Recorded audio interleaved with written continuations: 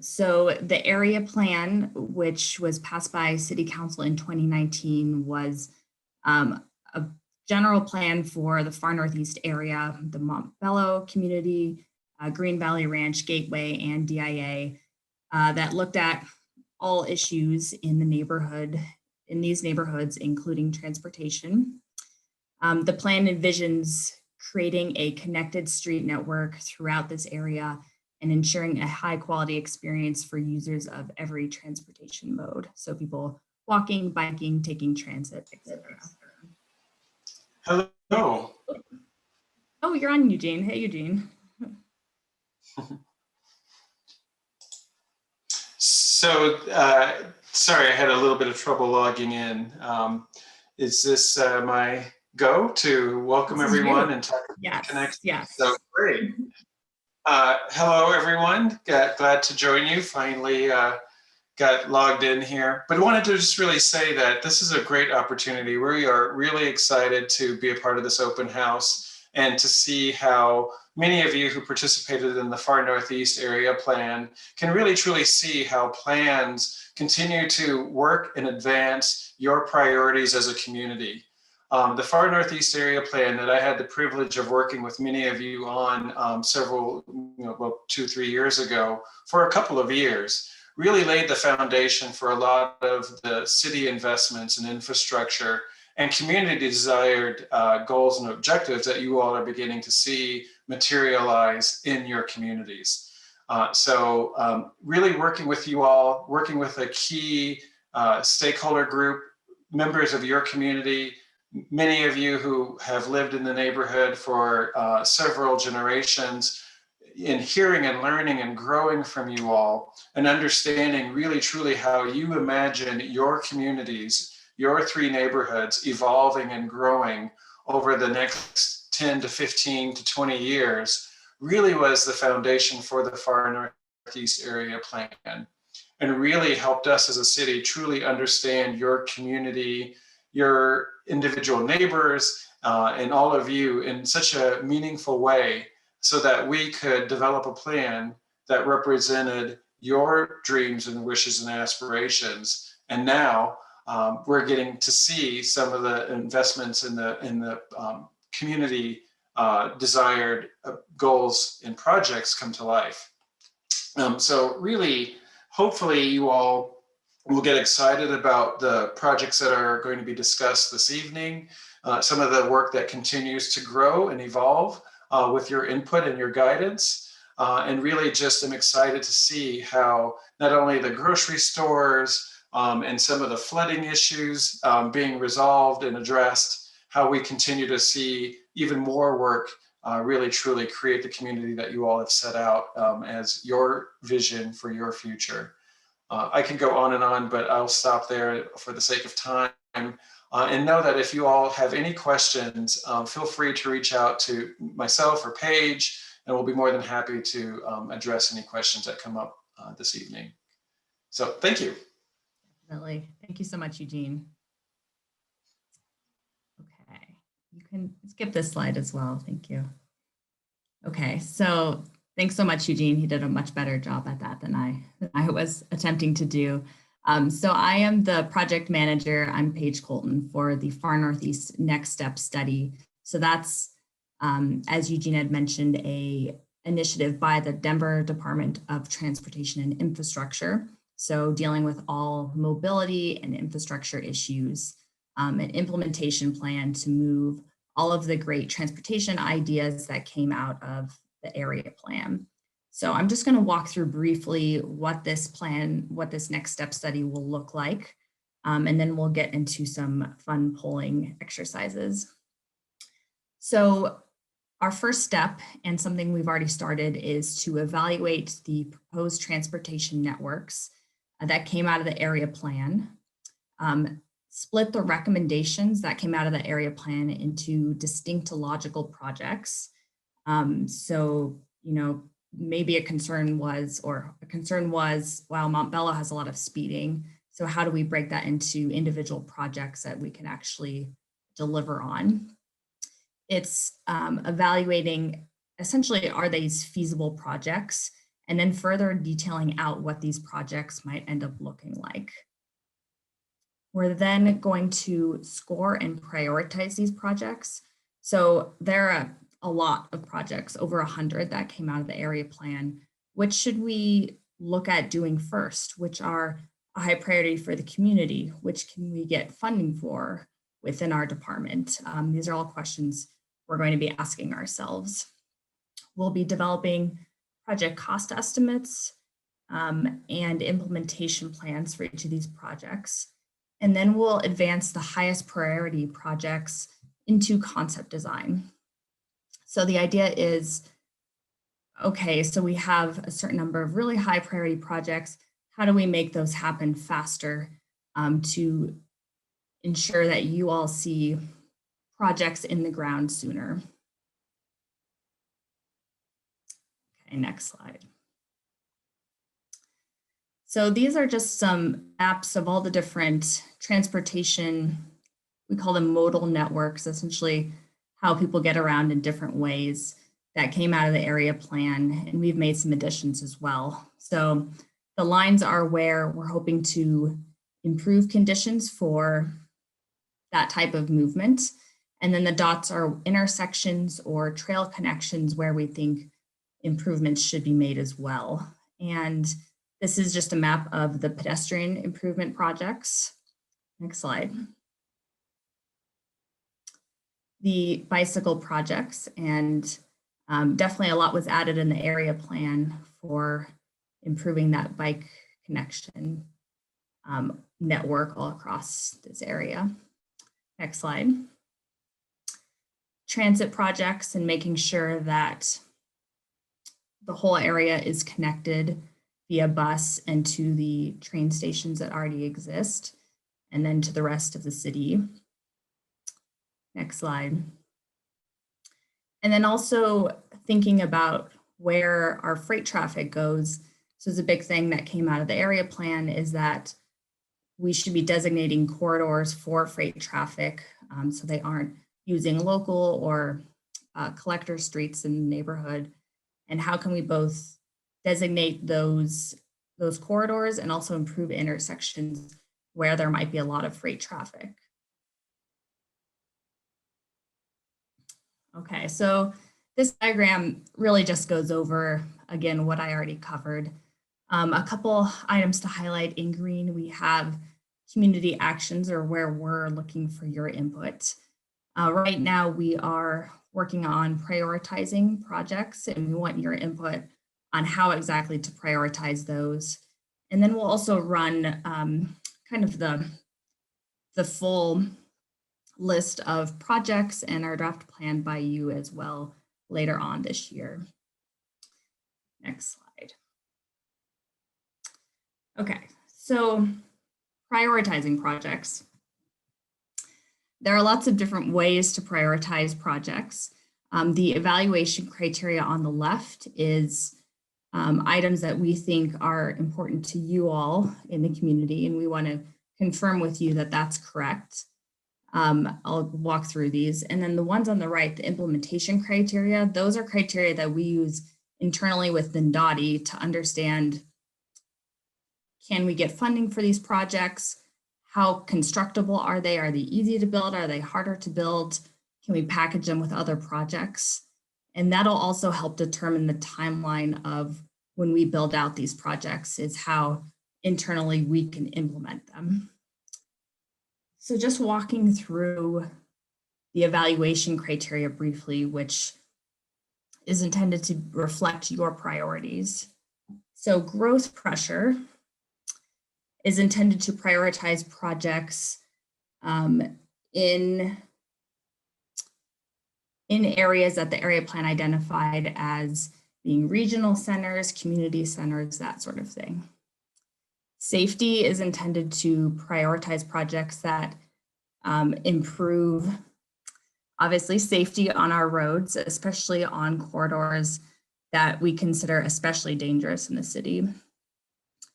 Transportation equity is intended to make sure projects happen in neighborhoods or areas with lower income folks, areas with higher elderly residents or a number of children, that sort of thing.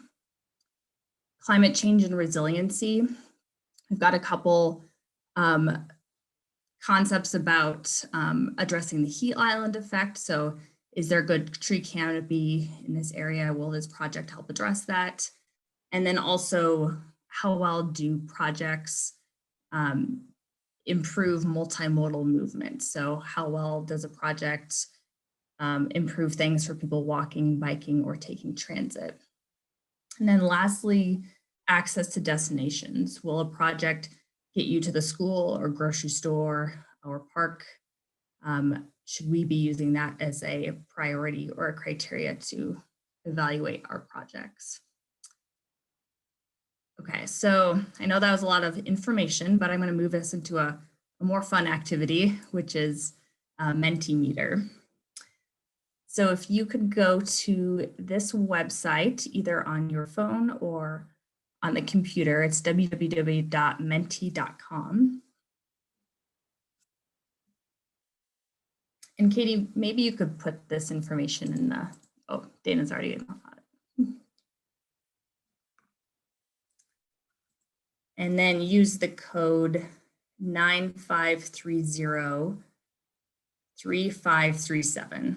We're also putting that in the chat as well.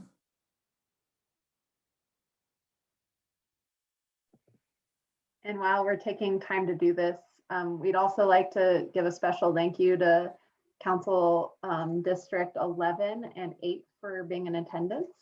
So thank you for participating in the meeting.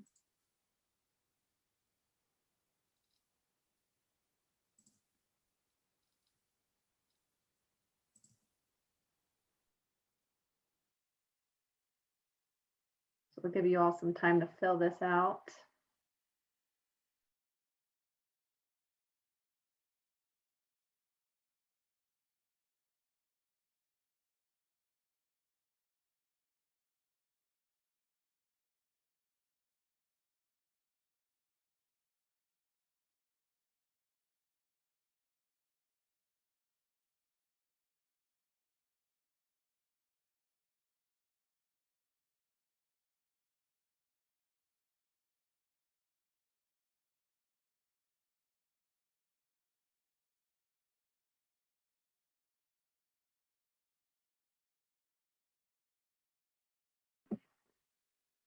Looks like we're getting some votes in. 7 of us have voted so far. Looks like safety is coming in at #1 with transportation equity following it. That's interesting. And then access to destinations, climate change and resiliency. And then last but not least is growth pressure. So I'll continue to give you guys a couple more minutes or a minute or two to fill this out. And I will just chime in here very quickly that this really mimics what we learned through the far northeast area planning process. So it seems that many of these issues are still in this order. So thanks for everyone for sharing and voting.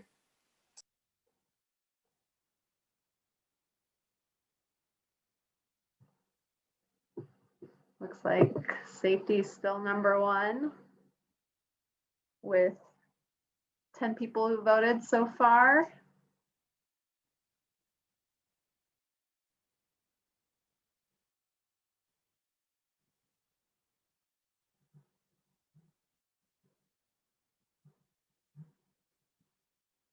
Awesome. So I think most of you have filled this out. So the final results here you see are #1 was safety. So that was the highest priority for everybody when it comes to these criteria topics. And then second place was transportation equity. Third was access to destinations.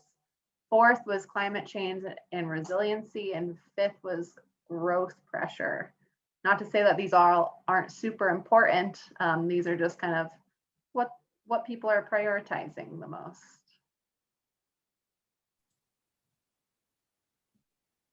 Awesome. Thank you, Katie. Thank you all for voting. Okay. So we're going to pause here for questions, and Katie, I'll let you run through this. Yeah, so at the bottom of your screen, you should see a Q&A little symbol. You can either click that and type in your questions, or you could also, under participants, you have the option to raise your hand. So if you'd rather speak to the group, you can do that option as well. Otherwise, feel free to type in your questions.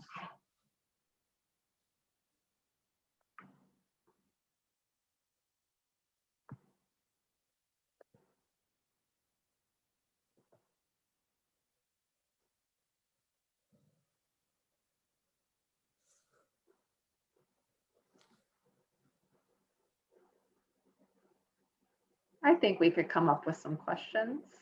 Come on, guys. Guys and gals. Either put you all to sleep or we explained things really well. Does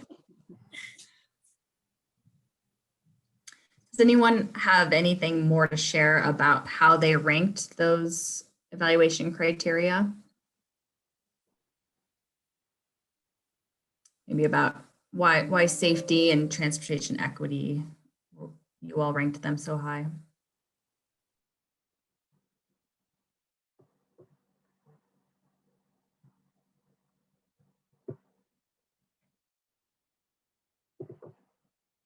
It looks like we had a question come in through the chat. Has this committee coordinated with other city projects such as the 56th Avenue upgrade and others for our region? Yes, thank you, Larry. That's a great question. And the answer is yes. We are closely coordinating with all the other ongoing projects in the area. So whether they're bond funded or some other way, we are making sure we're in step with them and understanding what they're working on. In addition, we are also making sure that we're aware of what developers are doing in the area and what they're planning, so we can make sure they're delivering the best thing for the community or the best products for the community as they build out some of the undeveloped areas of this area. Awesome. Hope that answered your question, Ryan. It looks like we have a question from Matthew. Are there specific methods or thresholds used to determine transportation equity? For example, are any communities weighed for priority over others? That's a great question. That is a great question. And Keith, do you have a more detailed answer for that? I can take a shot at that. So the city uses a transportation equity index for the majority of the city and uses various pieces of data to attempt to put a score to where we should focus our investments. So some of those data points are things regarding health measures. So, things like the rate of obesity in an area, air pollution, I believe, is one of those measures, and those kinds of measures. Then we're also looking at lower income and majority minority areas. So those play into that as well. And the details of that equity index are actually outlined in the Blueprint Denver plan, which you can look up online if you want more details on the equity index. But that will also be available as we work through the Far Northeast Next Steps study plan, exactly how various projects get scored. Yeah, thank you, Keith. And it looks like Dana also put a link to a map, and maybe is it an interactive map, Dana? Ooh, it is. Yeah, it's an interactive map and it shows you a lot of sort of the data behind the map. I wanted to note that this one is it's from Denver Health. So there's just like very slight separate variables that they use than the Department of Transportation Infrastructure uses, but their map is a little more easy to read. So I linked that one and should give you a very good idea of what variables we look at. Great question. Awesome. Thank you. Okay, well, if there are no more questions, I think we'll move on to our next topic. We're at about the time we promised, so that is great. Okay, so bikeway paving corridors.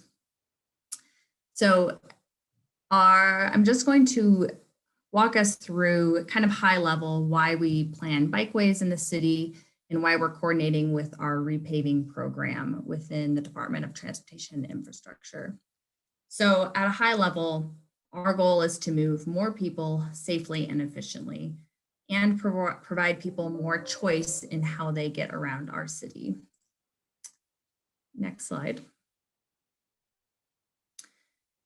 This slide just lays out the mobility goals that we're looking at as we move throughout the city and plan projects. One goal to highlight is that we would ideally like 30% of all people commuting to work to be biking, walking, or taking transit by 2030.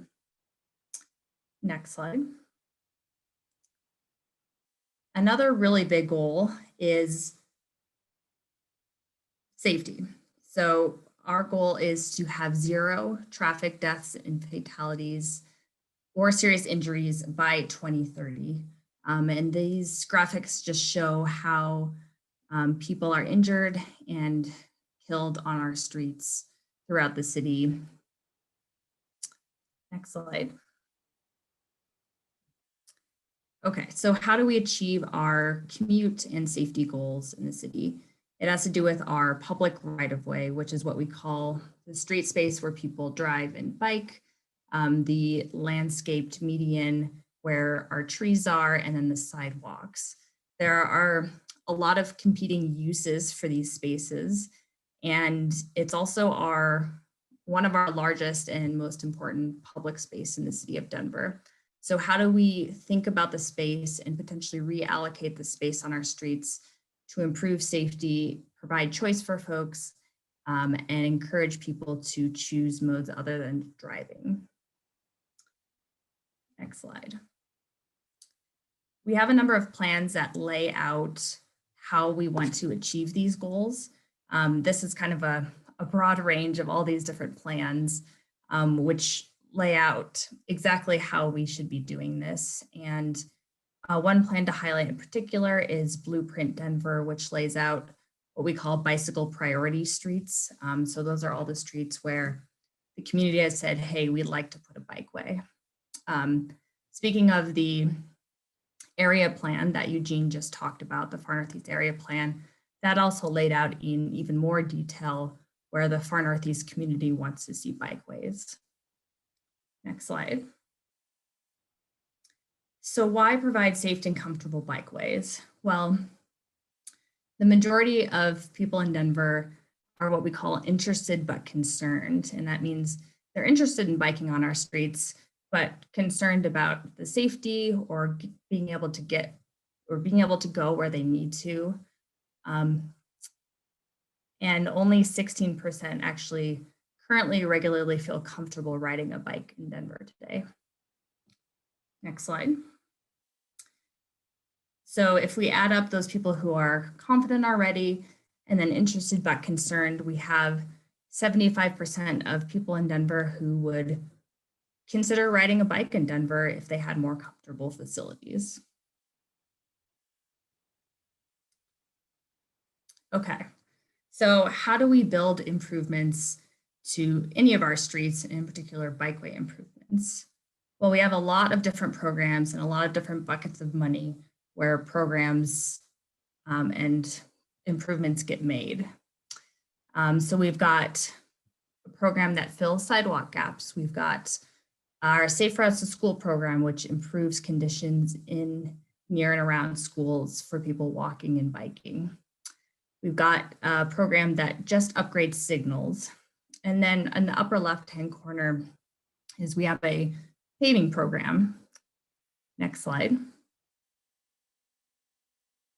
And the paving program typically repaves about 400 to 500 miles of roadway every year. And this is a great opportunity for us to look at those bikeway priority streets that I talked about earlier and say, can we install bikeways along with our repaving program, since we're already going to the street and touching it and making changes anyway. Next slide. So these three projects, North Dallas Street, East 51st Ave, and East 53rd Ave, are all projects in the Northeast area that are paving projects. So they're getting repaved this year, and they overlap with our bikeway proposed. This is where we want a bikeway map. Next slide. Next slide, please. Okay, so I'm going to pass it over to Riley Lemie to talk about North Dallas Street. All right, thanks, Paige, and hello, everyone. Thanks for joining us tonight. My name is Riley Lemie, and I am a transportation planner with Denver's Dottie. And the first project that I'm going to talk to you tonight is the one that Paige just mentioned at first, which is North Dallas Street from East 51st to East 56th. So if you go to the next slide, I'll show you a map of what that project looks like. So again, as I just mentioned, we're looking at Dallas Street between East 51st, or also East Prairie Meadows Drive to the south, and then up to East 56th. And what's proposed there is a buffered bike lane, and I'll talk about what that might look like in just a minute. You can go to the next slide. So as we're talking about connecting our different bikeways in the city, Paige just mentioned some of the plans that were and bikeways that were identified through past planning efforts. One of the goals of the bike projects that we build are to connect into that larger network of bikeways. So you'll notice on my screen, I'm showing a dashed line on East 51st and a dashed line on East 56th, with the goal of building a bikeway that would connect into those bikeways. So that way you're creating a network of roads that are safe and easy to get around by bicycle. So what we're here to talk about for this particular one is Dallas, again, because this particular street is being repaved this year, and that's providing the opportunity to install that bike lane that was identified from past planning efforts. Another benefit of this particular segment is that it would also connect the park, or the Northfield Athletic Complex that you can see that's to the right on my screen. So just wanted to mention that as well. Next slide, please. So today, this picture that you can see on the screen kind of shows what the street looks like today. So you'll notice that on the west side of the street, there's undeveloped land, and then there's some industrial uses on the east side of the street. There is currently no dedicated space for bicyclists. And so we have a wide street that has two travel lanes. And then you can use the lane currently for parking as well. And again, this is just what exists today. Next slide. So one of the things that we look at before we design any project is we take a look to assess the existing conditions. So we'll look at things like volumes, how fast people are going, how many vehicles are traveling on the street, and we'll look at if there's been any crashes to determine if there are locations where there are safety issues. On this street, what we pulled from our past crash information is that there's been 16 vehicle crashes along the corridor, and that's from 2015 to 2020. So as Paige mentioned earlier, one of our goals when we do these projects is to improve safety.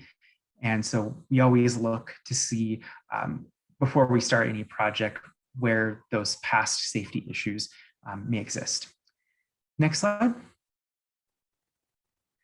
So as I mentioned earlier, what was identified both through the past planning efforts is a buffered bike lane on the street. And so a buffered bike lane, you can see what in the picture that I'm showing on my screen, you can see what that looks like. It's basically a dedicated space for someone riding a bike. And then there is a buffer that provides space between the person riding a bike and either parked cars or moving traffic.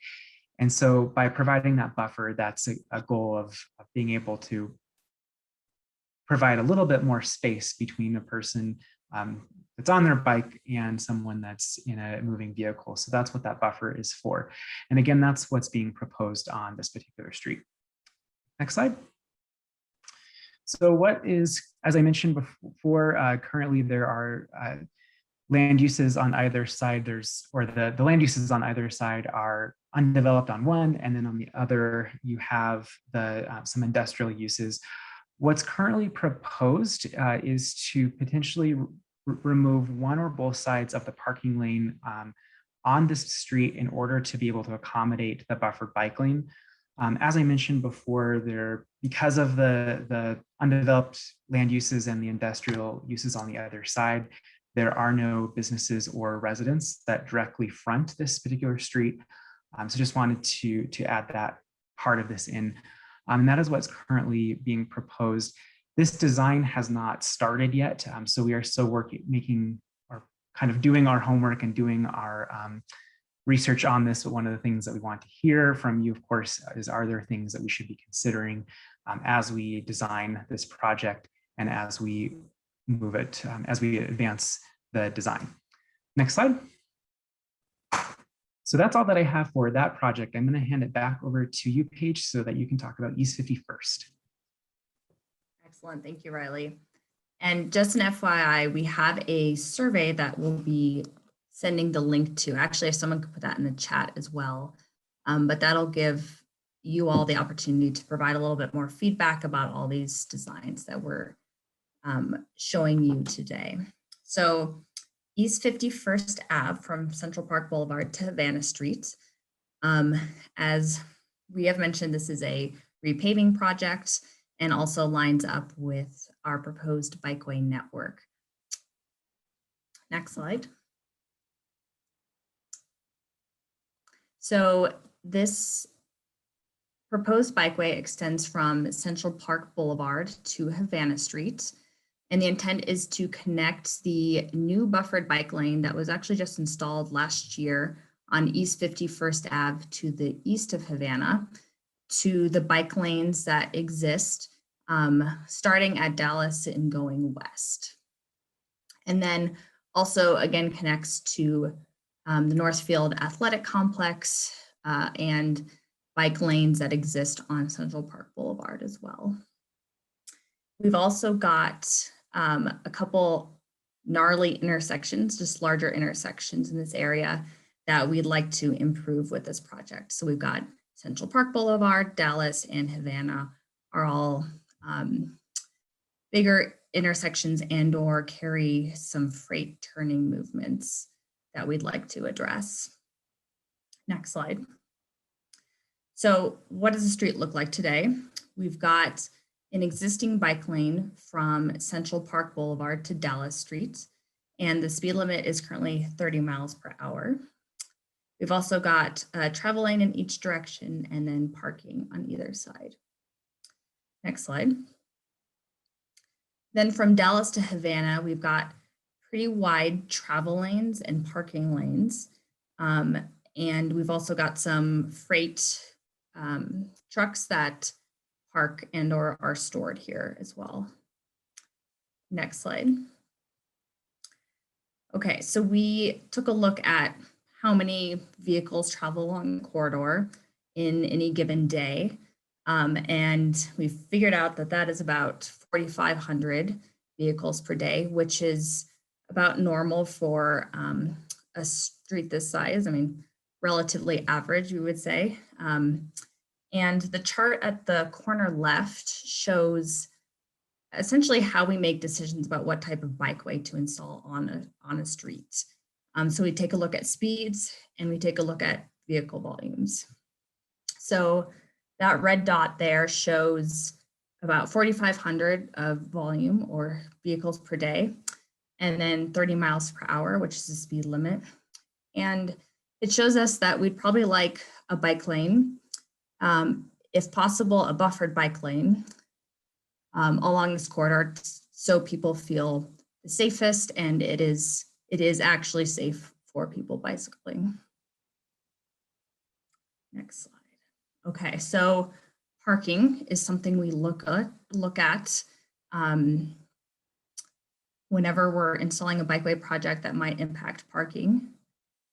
As you can see, we've kind of got a variety of parking occupancy, or who's there at what time of day. We looked at 5 a.m. on a weekday, which tells us about overnight parking.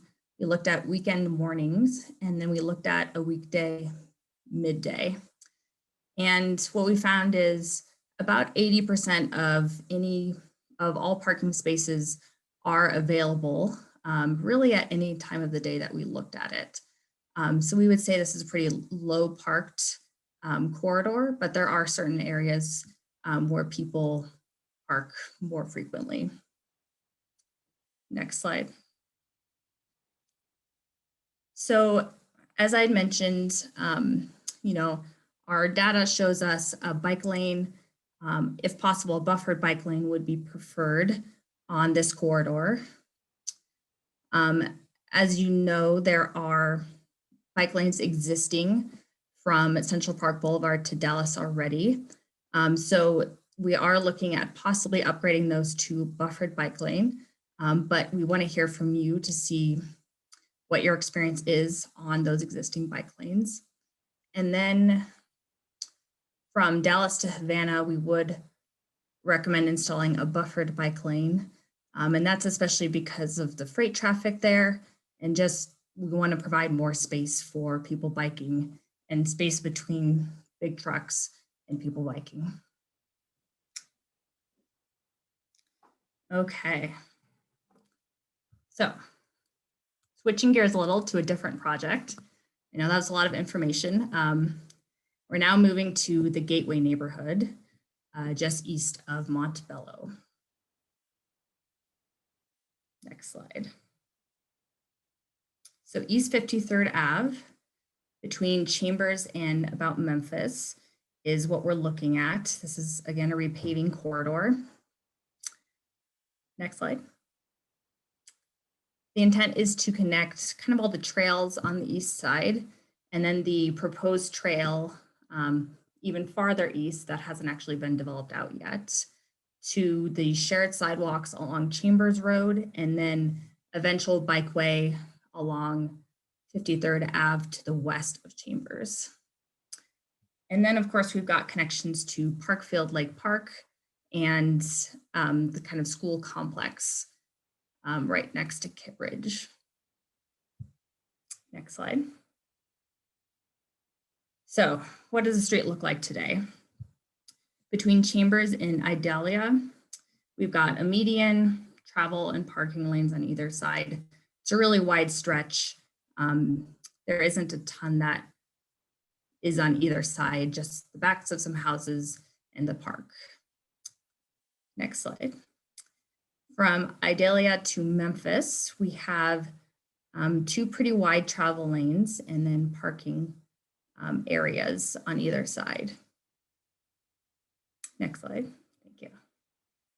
So we, as Riley mentioned, we take a look at the crash data along every corridor, and the orange dots show us where we've seen crashes involving bicyclists or pedestrians, which definitely raises a red flag for us in terms of where we might want to focus our attention and make sure we improve. In general, we've had 41 vehicle crashes along the corridor in the past 5 years, which is, it's quite a relatively high for a corridor this size. Might be explained by the crossing with Chambers, which is a big street, and when arterials like that intersect any street, crossings become more difficult and we see more crashes. Next slide. So speed and volume. Speed limit is 25. We see an average speed of 25, which is great. Good job, everyone.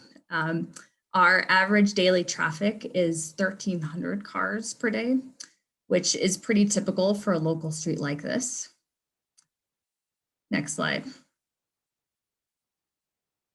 We also took a look at who's parking along the corridor. We know that the school complex faculty and staff use 53rd Ave to park during the school day. We weren't able to collect that data due to COVID and school not totally being in session. But we did collect 5 a.m. data, so that's tells us about overnight parking. And what we found is mostly people park, if they are parking overnight, just to the west of Memphis, but otherwise there's very little parking along that corridor overnight. We've got 86% of parking spots were available when we took a look at that 5 a.m. count. That was last week. Okay. So based on those speeds and volumes, we are proposing adding a striped bike lane, and the implications of that would be removing parking on one side of the street. Now, we definitely want to hear from you about your experience along the road, where you do park at maybe non-overnight hours, really everything to do with the street that you experience as a resident. So this isn't set in stone, but this is what we're looking at right now. Next slide. Okay, we're on to Q&A session. So feel free to click the Q&A button and type in your comment or question. And then we've also got, remember, a set of surveys that we'll send out to you. Someone may have already put it in the chat, and that is a great way to share your experience on those 3 streets that we already talked about. Great, thank you, Paige. We do have some good questions in so far. We're catching on both the chat and the Q&A, so feel free to put them on either. And the first question was from Maggie, and it was about kind of buffer bicycle facility protection. It mentions North Broadway at Alameda. There's a buffered bike lane that has a physical barrier. And she notes, I know these add additional costs, but is it possible to include that element on these? So I think maybe Paige, it would apply to either of the 2 we're looking at buffers on, but maybe Paige, you can cover that. Yeah, definitely. So the reason we don't add the physical barriers along all bikeways, it's partially because of cost. As you astutely mentioned in your comments, and then also how we're able to put those in the ground. And maybe I'll call on Bryce or one of our build folks to kind of detail out a little bit more what that looks like and maybe why that isn't something we consider for every bikeway. Yeah, sure. So, yeah, for one, protected bike lanes take more coordination within different city departments, like maintenance wise. So there's more coordination with that, and we basically want to install the protected bike lanes where we feel they are warranted to kind of ease costs and maintenance issues and coordination. So that being said, Paige had the bike selection chart up on a previous slide. So that's kind of how we make that determination, just so we don't have protected bike lanes all over the city. Great, thanks. And I would also add on that one that parking, if you have a buffered bike lane and want to add protection where there is parking, it impacts sight distance at intersections. So you have to do more intersection adjustments with protected bike lanes versus buffered. then next, there's another question here about a timing issue. And Dana, I'm going to let you take this one. It says there's a timing issue with the traffic lights at Chambers and 53rd. The issue, in my opinion, is the left turning of vehicles coming from 53rd. Dana? Yeah, thanks, Alicia. Larry, if you want to expand on what you think that timing issue, I'm happy to have you unmute yourself and talk through it. What I would add is that we just completed a road safety audit for Chambers, and they are looking at the timing of all of the signals along the northern section of Chambers. So this is a good time to reevaluate the timing. But it'd be good to better understand what you believe the issue is. It sounds like maybe there's a delay for left turning vehicles. Is that what you're speaking about? And you can write that in the chat too, if you prefer. Can you hear me? We can hear you. I'm a member of the Montbello Golden Age Club, and I live in Montbello. And before the pandemic hit, we met Tuesdays and Thursdays at the rec center. And it was always an issue after either coming from the rec center or going to the rec center, going through that interchange, the dodging of people trying to make left-hand turns either way at that intersection. And in some cases, I think the lights are, the length of them are pretty long. That makes some folks a little bit impatient. So they'll try to make that left-hand turn when they probably should wait. But I think that, and I could be wrong, like I said, it's been a long time since I've been over there, since we haven't been through that since the pandemic. But I was hoping that they had put a discrete left-hand signal on the traffic lights, which would provide those folks making left-hand turns the ample time to do it without worrying about traffic coming from the other side. So I don't know if that's been corrected and been looked at or not, but I know that that was definitely a problem while we were using that facility. Okay, that's very helpful. Thank you for clarifying that. If you haven't already, Larry, can you submit that as a 311? Our left turn signal where there's an actual bulb up there, it does require a little study to see if it is warranted. But if there are issues for people either trying to run through at unsafe locations or unsafe moments, with too much traffic coming through, it's definitely something we want to evaluate. So if you could submit that as 311, it'll get in the queue requesting a left turn signal at that intersection. I'll follow up on it as well, but it's good to have it in the 311 for us. All right, I can do that. Let me ask you a quick question. Am I still on? You are. Yeah, you had evaluated the number of accidents that you were having in that corridor. I suspect the highest percentage of those accidents were at 53rd and Chambers. Am I right? I will try and bring up that safety audit quickly to know, but it's not in my head at the moment. All right. Yeah, unless Evan. We'll go ahead and confirm that, but let's move on. Okay. Thanks, Larry. Okay. And I think maybe one more question, and then I know we need to move on to the next segment. And Paige, this is a question that folks may appreciate, even though I haven't seen it asked here. Can you, you or Riley, I guess, maybe Riley will pull you in since you haven't answered one yet, discuss the difference between a bikeway and a bike lane. We keep talking about bikeways, and then we talk about these pictures with bike lanes. Yeah, I'm happy to take that question. So there are a lot of different things that we call a bikeway, and there's kind of a whole spectrum that we use, and how we determine what type of bikeway it is oftentimes, again, based on the speed of the roadway or the how much traffic is on the roadway. So some of the different types of bikeways are a bike lane is kind of is one, which just means that we put paint on the roadway that indicates a special space for a bikeway or for people riding bikes.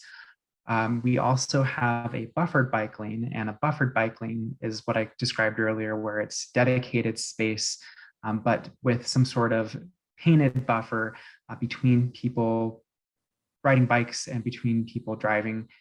And then the third that we also use is something that's called a protected bike lane. And that basically just means a physical barrier between that's basically inside of that buffer. And again, sometimes we use those and sometimes we don't. It depends on the volume and the amount of traffic.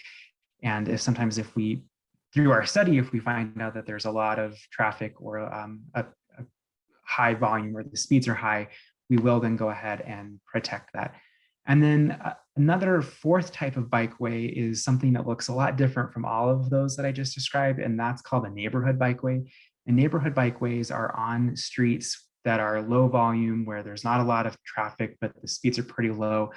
And generally, it's not a dedicated space. It's actually shared spaces where we would kind of focus improvements on the intersections to help people be able to more safely navigate the street as both a bicyclist and a pedestrian. And so again, there's a lot of different bikeways, but it's mainly any improvement that makes a street more suitable for riding a bike is a bikeway. And that can also mean a trail too, or a shared use sidewalk. So a lot of different types. Great, thank you, Riley. Given I don't see any others, and I think it is time to switch over to our next topic. So Paige, is that you? Oh, that's right. I forgot we have the plans to projects this one. I did too. This is a good reminder. Thank you. Yeah, so real quick, just going to cover the timeline of these bike paving projects. So right now we're in the March Educate and Understand meeting. So telling you what we heard or what we've evaluated on the streets, and then hearing from you about your experiences along the streets. In May, we're going to come back to you all and talk about, based on all of that information we collected from you and our data collection, what our proposed design is for that street. And then in late spring, we will be wrapping up the design. And then starting this summer, we'll actually be installing these projects. So they're pretty quick turnaround. Now's the time to give us your feedback. Next slide. Okay, I just wanted to briefly cover the Montbello Safer Streets, which was a series of bikeway planning projects that happened last year. So these are all, the designs are done, we're just waiting for them to be installed. And I just want to walk through really briefly when we have those planned so you are all aware. So the first project is Andrews Drive from Peoria to Crown. We're still working out a timeline for that one, so to be determined. The second corridor is Gateway Ave, 51st Ave from Uvalda to Chambers. We're planning to install that later this year. We say late 2021, so that'll probably be in the fall or early winter. Our third project on here is Uvalda from 51st to 56th, and that is a 2022 project. It's being coordinated with our repaving program. So that street will be repaved at the same time as that is installed. And then our fourth street is Crown Boulevard. We will be installing that bike lane from Albrecht to 56th Ave sometime this year. It is not yet determined exactly when. And I should have mentioned as a reminder, so the Andrews Corridor, that'll be removing a travel lane from each side, installing a protected bike lane. The Gateway and 51st Ave project is removing the parking lane and installing a protected bike lane on either side. And then Uvalda, as it stands now, we'll be removing a travel lane in each direction and then adding parking protected bike lane. Next slide, please. Okay, so here's that survey link that I was talking about, and we'll put that in the chat as well. But you can take the survey about the Dallas 51st and 53rd Ave projects. You can also visit our project website at bit.ly/Denver Bike Paving. Sorry, the survey link is bit.ly/NE Denver survey. And then we've also got office hours with the project team if you want to have a more in-depth chat with any of us. And those links are below. And I think Dana will put them in the chat. Okay. I think that wraps up our bike paving corridors. Next slide, please. Okay, I'm passing it off to Keith here. Thank you, Paige. Okay, so our last section here for tonight's meeting is a quick discussion of the open channel streets. These are the streets that have drainage facilities generally down the center of the street, mostly within the Montbello neighborhood and the industrial neighborhood just to the west. I am going to ask Teresa Patterson with the Mile High Flood District to give us a quick update on a study that is ongoing to evaluate the capacity of those drainage facilities and potential improvements to better convey stormwater. So Teresa? Thanks, Keith. Sure. So the Mile High Flood District partnered with Denver, and there's a small portion of the area, which is also in Aurora, to look at the conveyance system through the Montbello neighborhood. And one of the goals out of that study is to identify potential flooding issues that are going on, look at opportunities to improve the flooding and alleviate some of it, and then also to look at the long-term maintenance needs of the system. Can you go to the next slide, please? So to give you an idea of specifically what we're talking about is that many of the streets through the Montbello neighborhood have medians that are used to convey flood flows during high rainfall events. And all of them have some combination of a concrete lined channel and some sort of vegetated space adjacent to that in some form, and they're very different. These types of systems are really, really high maintenance. And so one of the things that we're looking at with this study are opportunities to replace those systems with something that functions better than what is there, but is less maintenance. And the exciting part of that is that we're looking at these as great opportunities to give this space back to the community. Right now, they're designed as they do one thing, and they set year round and are only really utilized when it rains, and particularly during high rainfall events is when they're fully realized their potential. And so what a great opportunity to look at the system, look at the streets. What can we give back to the community to be used all the time instead of just when it's raining? And so that's really the cornerstone of this study and what we're trying to accomplish with that. And so I'm really excited that this also multimodal study is happening at the same time. So thank you, Keith. Thanks, Teresa. Christina, if you wouldn't mind going to the next slide. So just to put this in context, we have several streets within the Montbello neighborhood that currently have these open drainage channels. Most of those streets have 2 travel lanes on either side. So as Teresa was saying, it is a really good opportunity, and it's a nice bit of coordination here within the city to coordinate the drainage study with the Far Northeast Next Steps study that Paige summarized earlier. The Far Northeast Next Steps study is going to take a look at mobility improvements that can be combined potentially with some of the drainage improvement projects.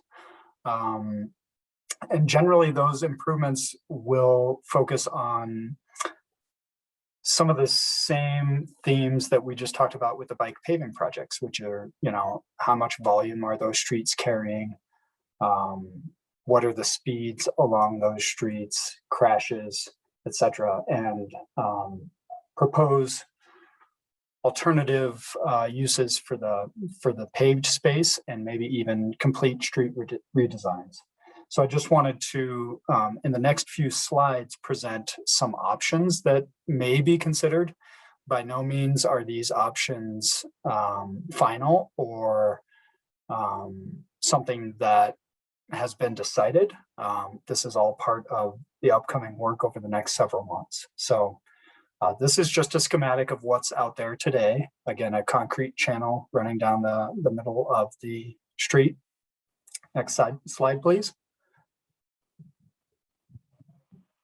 So one relatively straightforward and simple option would be to just expand that channel a little bit and provide additional landscaping along the sides of the existing channel. This would basically be the status quo on the street itself, still maintaining the 2 travel lanes and parking on either side. Next slide.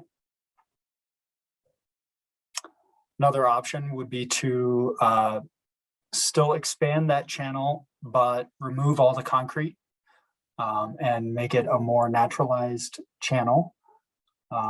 This schematic, I have to say, is actually a couple of years old, and the current thinking, I believe, on the drainage side is that it might not look exactly as what's shown here, but the idea is the same, that it would be a more naturalized area. Again, status quo on the street itself.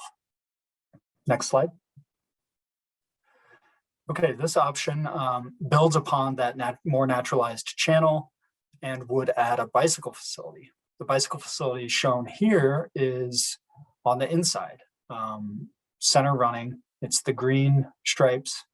And it may also include some kind of pedestrian walkway along the center. So this starts to look more like a parkway facility that has a nice amenity in the middle of the street. The trade-off, of course, is that in this situation, we would potentially lose a travel lane for vehicular traffic. Now, most of these streets can accommodate such a change because the volumes are lower than what we would consider a threshold for needing 2 lanes in each direction. And the final option is a little bit more of a kind of total reimagination of the street and the channel system. This option would move all traffic to one side of the channel. So you would have 2 direct or bidirectional traffic flowing in both directions on one side. And you may provide parking on that side. Or you could accommodate turn lanes if the need is there. And on the other side, you would return that to potentially a bike facility or a trail connection or some other reimagining that starts to look more like a linear park kind of treatment adjacent to the stormwater facility. Now this, like I said, those are 4 options that don't necessarily encapsulate every single option. Teresa and I were coordinating today on this presentation, and she mentioned another potential option. Teresa, do you want to try to describe that to the group here? Yeah, and again, I want to caveat this that we haven't looked at this in great detail. This is just an idea. But the other option may be that the size of the channel that's visible would be a lot smaller and would potentially take up a lot more space. And then we would pull off the larger flows into an underground system and still be able to convey as much, if not more, than we can today in the same system, in a similar space. Right. So you'd see a small channel above ground, and then there would be a large pipe below the street section potentially. Thanks. And, I think as your study and as the Far Northeast Next Step study progress, we will further develop these options into concepts to be presented again to stakeholders and the public for feedback. But I would like to hear what folks are thinking of, some of the various mobility options that are presented here. I know it's a little early in the stormwater project and study to necessarily zero in on a defined alternative or needs. So just from the mobility standpoint, I'd like to hear some feedback, or I do see maybe we have a couple questions too. So I think that's that. And I think we could look for questions now.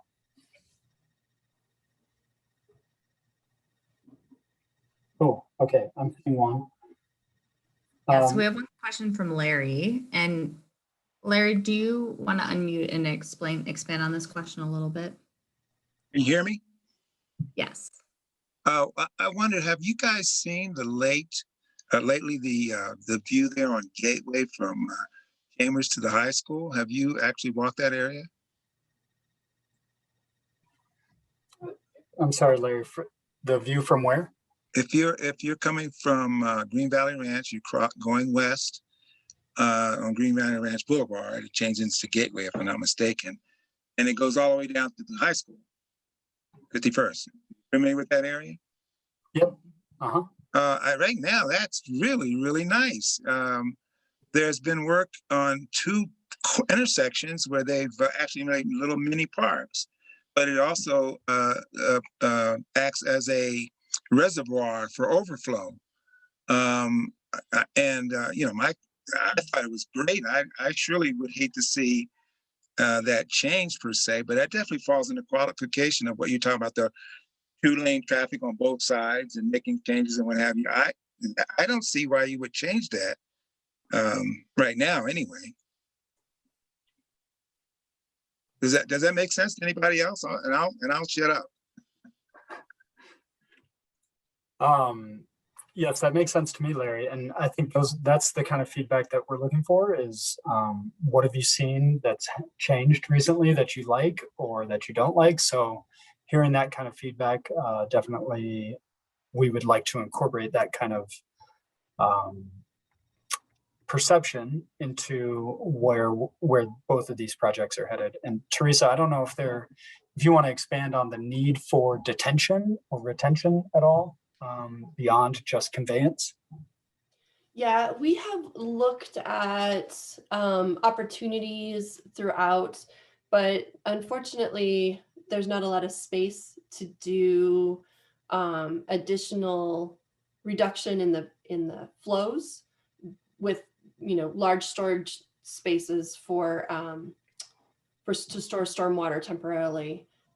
It's something that we did look at during the alternatives analysis, but I don't think that any of them really shook out as being beneficial and very effective. That is the one thing we want to make sure that they're effective. Otherwise, it's not worth the effort of the construction and the disruption to everybody.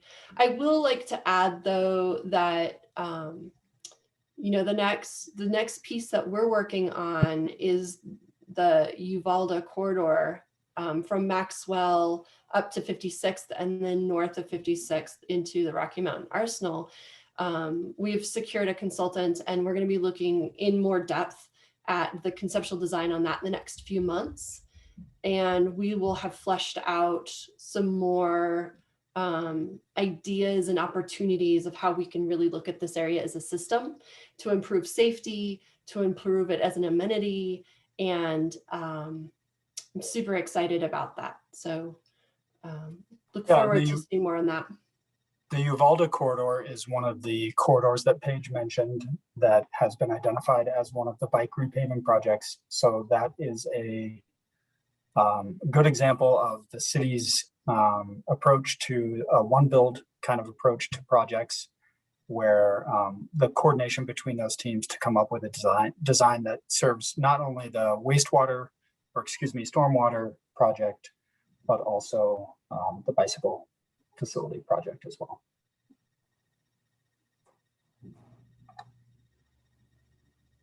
Okay, and I think I don't see any other questions in the chat, so I think we're going to turn it back over to Paige for a wrap up. Sure. Yeah, happy to. Okay, well, first of all, thank you all for being here. We appreciate you listening and participating. We have a couple ways to get a hold of us. The main way is you can visit our website. It's bit.ly/FAR